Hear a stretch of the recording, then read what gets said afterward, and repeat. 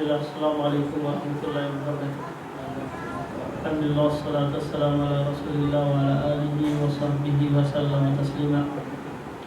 An Abi Bakrah radhiyallahu anna rajulan sa'ala Rasulullah sallallahu alaihi wasallam ayyu nasi khairun qala man tala umruhu wa hasuna amaluhu wa qala ayyun nasi syarrun qala man tala umruhu wa sa'a amaluhu rawahu Tirmidzi.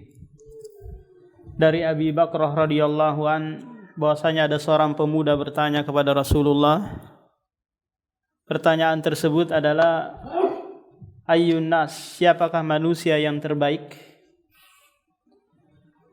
Kata Rasulullah, manusia yang panjang umurnya, diberikan panjang umur oleh Allah. Wa hasuna amaluhu, sementara tambah baik pula amalannya.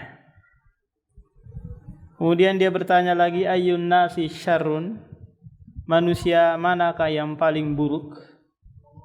Kemudian kata Rasulullah, man tala umruhu wa sa'a amaluhu, adalah mereka yang panjang umurnya tapi tambah buruk pula amalannya.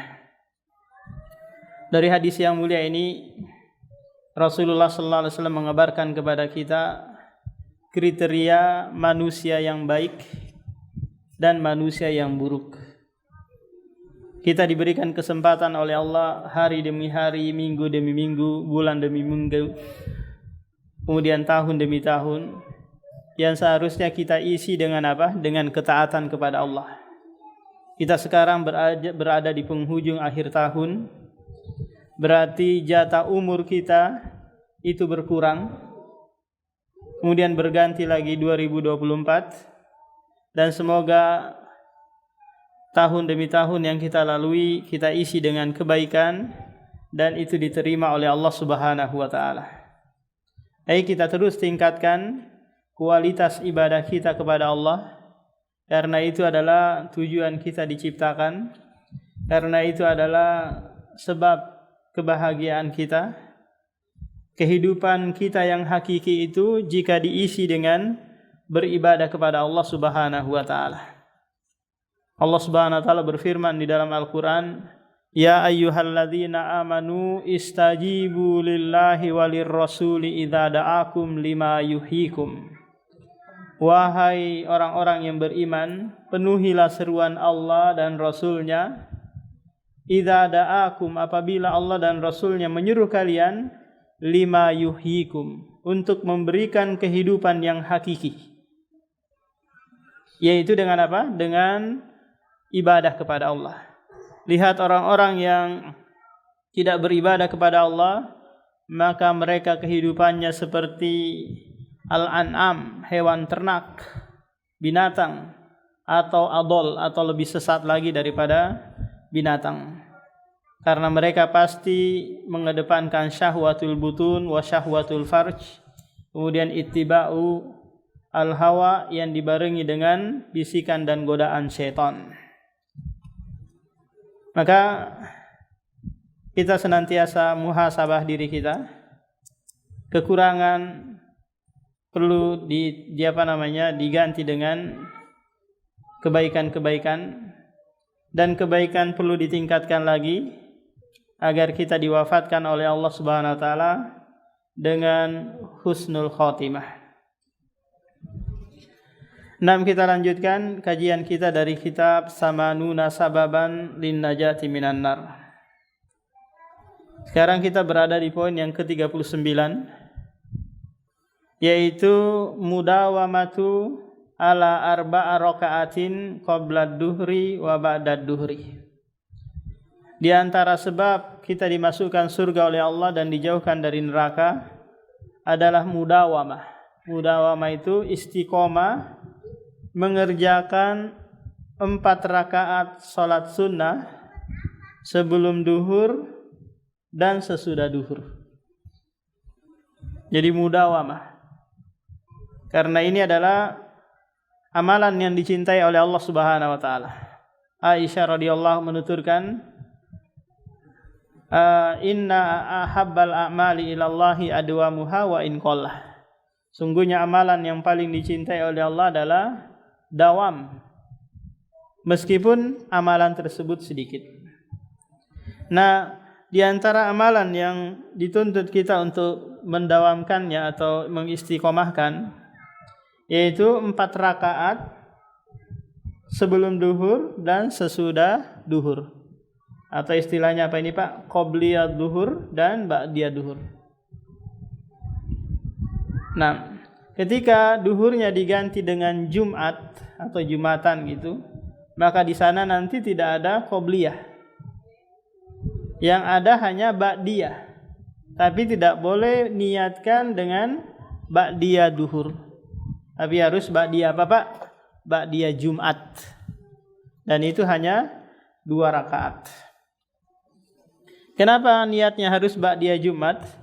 Dikarenakan Jumatan tersebut adalah salat sunnah yang mustaqil, salat wajib yang mustaqil lah, bukan duhur yang dikosor. Paham? Kalau kita niatkan dengan ba'diyah duhur ini salah. Tapi niatnya apa? Ba'diyah Jum'ah. Rasulullah sallallahu alaihi wasallam bersabda, "Man hafadha ala arba'i raka'atin qabla dhuhri wa arba'i ba'daha haruma 'alan nar." Kata Rasulullah sallallahu alaihi wasallam, barang siapa yang menjaga 4 rakaat sebelum duhur dan sesudahnya, maka diharamkan atasnya api neraka. 4 rakaat yang dimaksud di sini tentu dipisah dengan apa? Dengan salam. Dalam artian apa? 2 rakaat, 2 rakaat. Tidak digabungkan dengan apa? Dengan 1 salam sebagaimana layaknya kaifiyah duhur. Tata cara duhur kan 4 rakaat, 2 tasyahud, 1 salam. Nah, kalau 4 rakaat salat sunnah itu dengan masna, 2 kali salam. Karena kita nggak boleh mengkiaskan yang sunnah ke tata cara yang wajib. Kalau mau dikiaskan pula ke tata cara salat sunnah yang disebutkan oleh Rasulullah. Kemudian langkah berikutnya adalah memberikan kemudahan dalam berjual beli. Mau ada kurang lebihnya di saat dia transaksi apa? Jual beli. Nah, kalau mungkin ada seorang pembeli kekurangan uang, maka dia sudah nggak apa-apa. Ada orang mau mengembalikan barang karena nggak cocok mungkin, ya udah saya nggak apa-apa terima. Ini namanya apa? Muyassar. Memberikan apa? Kemudahan ketika seseorang itu mengalami masalah dalam transaksi jual beli. Karena kita tahu bersama jual beli ini merupakan bagian dari muamalah yang sifatnya muawadhah, yang dimana kedua belah pihak mendapatkan keuntungan. Si pembeli dapat keuntungan, si penjual juga demikian. Yang jadi masalah kalau barangnya sudah dibawa pulang, sudah dicoba mungkin, mereknya sudah dilepas. Terus barang itu dikembalikan karena istrinya mungkin nggak cocok. Udah kembalikan aja bang barangnya, saya nggak tertarik dengan warnanya. Padahal sudah dipakai, sudah bau badan. Maka kasihan si pemilik toko baju tadi. Kalau barangnya dikembalikan. Maka disinilah kesempatan bagi si penjual untuk meraih pahala, yaitu al-itolah, al-istitolah fil bai'. Dia membuka kesempatan menerima pengembalian barang tanpa ada potongan-potongan. Biasanya yang terjadi enggak apa-apa dikembalikan tapi dipotong ya 10% atau 20%. Atau dia pasang memang sudah di tokonya barang yang sudah dibawa pulang, barang yang sudah dibeli tidak boleh dikembalikan. Nah, ini memang ketentuan dalam jual beli. Di mana jual beli itu adalah lazimun baina tarafaini. Di mana si pembeli enggak boleh membatalkan, Si penjual juga demikian, nggak boleh menarik kembali barangnya. Cuma yang jadi masalah kalau si pembeli mengembalikan. Kalau ada cacat, maka ada namanya apa? Khiyarul aib. Di mana kalau si pembeli melihat ada cacat barang, dia boleh mengembalikan, mengganti yang lain. Kalau si penjual nggak mau menerima, maka dia arashul bai', mengganti apa? Mengganti kekurangan yang ada. Rasulullah sallallahu alaihi wasallam bersabda, adkhalahullahu azza wa jalla al-jannata rajulan kana sahlan mushtariyan wa ba'iyan wa qadiyan wa muqtadiyan. Allah akan memasukkan seseorang laki-laki atau seorang penjual ke dalam surga karena dia sahlan, memberikan kemudahan dalam membeli, demikian juga dalam menjual. Saat membayar, saat menuntut, dan yang lainnya. Ketika barang yang dia beli itu dengan sistem kredit, sistem utang itu, bayarnya dengan cara nyicil. Ketika si pembeli belum sanggup membayar, terus dia memberikan apa? Waktu tenggang, udah nggak apa-apa, kapan aja Bapak bisa bayar, saya terima. Nah itu apa? Dia memberikan kemudahan. Maka penjual yang seperti ini pasti akan dicari-cari kan?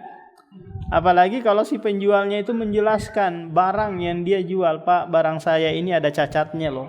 Kalau Bapak beli ini akan begini-begini, silakan. Duku yang saya jual ini kecut, pahit, nggak manis, Pak. Ikan yang saya jual ini sudah beberapa hari saya es. Kalau Bapak makan bisa gatal-gatal lidahnya. Paham? Maka ini adalah penjual yang jujur. Ada nilai plus. Harta yang dia peroleh, barang yang dia jual itu mendatangkan keberkahan apabila dia jujur dan memberikan kemudahan. Nah, di antara sebab berikutnya yang menyebabkan seorang akan masuk ke dalam surga dan terjauhkan dari neraka adalah 3 hal yang disebutkan di dalam hadis ini, yaitu man faraqar ruhul jasada wa huwa bari'un min salasin dakhalal jannata al-kibri wad-daini wal gulul. Siapa saja yang mati, kata Rasulullah, sedangkan dia terbebas dari 3 hal. Apa 3 hal itu? Yang pertama adalah kiber, kesombongan. Kita tahu bahwa sombong atau mutakabbir ini merupakan dosa yang pertama kali ada, yang dimunculkan oleh apa? Iblis. Tatkala Allah memerintahkannya untuk sujud kepada Adam, maka apa kata iblis? Ana khairum min, aku lebih baik darinya. Khalaqatani minan nar wa khalaqatahu min tin. Engkau ciptakan dia dari tanah, sementara engkau ciptakan aku dari api.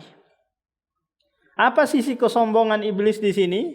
Yaitu batorul haq, menolak kebenaran dan merendahkan Adam alaihi salam.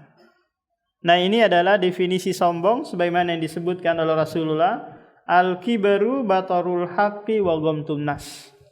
Sombong itu engkau menolak kebenaran dan merendahkan atau meremehkan manusia.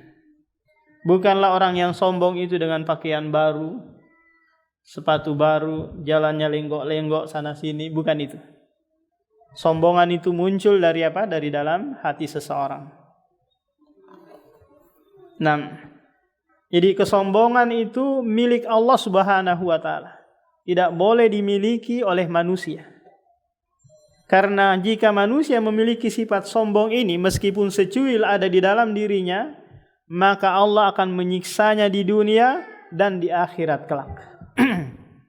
Nah, kalau ada seorang makan di sisi Rasulullah dengan tangan kiri, dia makan dengan tangan kirinya ini, atau Rasulullah kul biyaminik, makan dengan tangan kananmu. La astati, kata orang ini, aku enggak sanggup. Mastatota, kamu enggak sanggup? Ma manaka illal kibr, tidak ada yang menghalangimu kecuali kesombongan. Akhirnya apa? orang ini tidak sanggup mengangkat tangannya, istilahnya langsung kena stroke di tempat, langsung diazab oleh Allah di tempat. Dia nggak bisa mengangkat tangan kirinya untuk memasukkan makanan ke dalam mulutnya. Lihat. Jadi orang yang sombong akan disiksa di dunia. Lihatlah pula Qarun.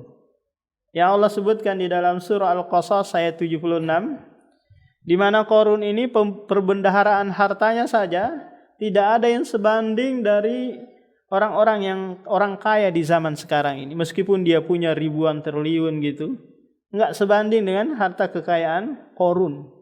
Yamana wa inna mafatihahu, kunci gudang penyimpanan hartanya saja diangkat oleh orang-orang yang kuat. Karena saking besarnya kuncinya saja. Akan tetapi tak kala dia melakukan kesombongan, sudah dinasihati oleh kaumnya, la tafrah innallaha la yuhibbul farihin. Jangan kamu sombong wahai Qarun. Sungguhnya Allah itu tidak menyenangi orang yang berbuat sombong. Tapi Qarun melakukan kesombongan. Ini hukuman orang-orang yang sombong di dunia. Kalau di akhirat kelak nanti, tak kala mereka digiring menuju padang mahsyar, yuhsyaru yaumal qiyamati amsalad dzarri fi suwarir rijal.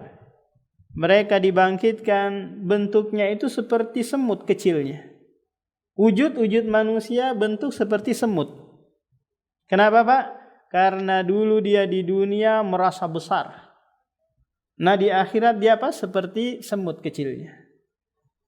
Kemudian mereka langsung dimasukkan ke neraka jahanam. Karena kata Rasulullah, yadkhulul jannata man kana fi qalbihi mithqalu dzarratin minal kibr. Orang yang sombong itu tidak akan masuk ke dalam surga. Dia masuk ke neraka jahanam. Ini hal yang pertama yang harus dijauhi. Yang kedua adalah dain, utang. Jadi utang ini adalah muamalah yang dibolehkan dalam agama kita. Berhaji dengan utang boleh, umroh utang boleh. Paham? Yang jadi masalah kalau nggak sanggup bayar atau nggak mau bayar. Maka ini mencuri tapi dengan status pinjam. Nah, jadi kalau sekiranya dia ada kemungkinan dia nunggu dana cair dari tanah yang dia jual di IKN sana. Tapi untuk dia gunakan haji, qadarullah nggak cair-cair karena nggak ada dananya. Tapi ada harapan yang dia nanti, maka boleh dia berhaji dengan utang atau umroh dengan utang. Nah, gimana kalau sekiranya dia nggak bayar, keburu meninggal dunia, maka dia terkatung-katung di alam barzah, tidak pada kebaikan, tidak pula pada keburukan. Hatta yuqda anhu, hingga diselesaikan utang-utangnya. Maka si ahli waris nanti jika ada harta yang ditinggalkan oleh si mayit tidak boleh dibagi kecuali harus dibayarkan dulu utangnya. Karena itu yang menghalangi dia masuk surga.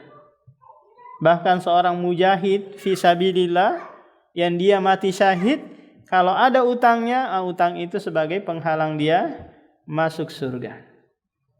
Kemudian poin yang ketiga adalah al-gulul, yaitu orang-orang yang mencuri harta rampasan perang sebelum dibagi.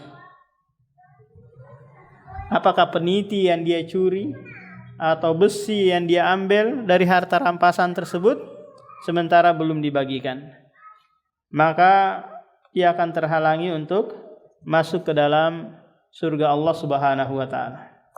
Demikian yang bisa disampaikan. Subhanakallahumma wa bihamdika asyhadu an la ilaha illa anta astaghfiruka wa atubu ilaik. Assalamualaikum warahmatullahi wabarakatuh.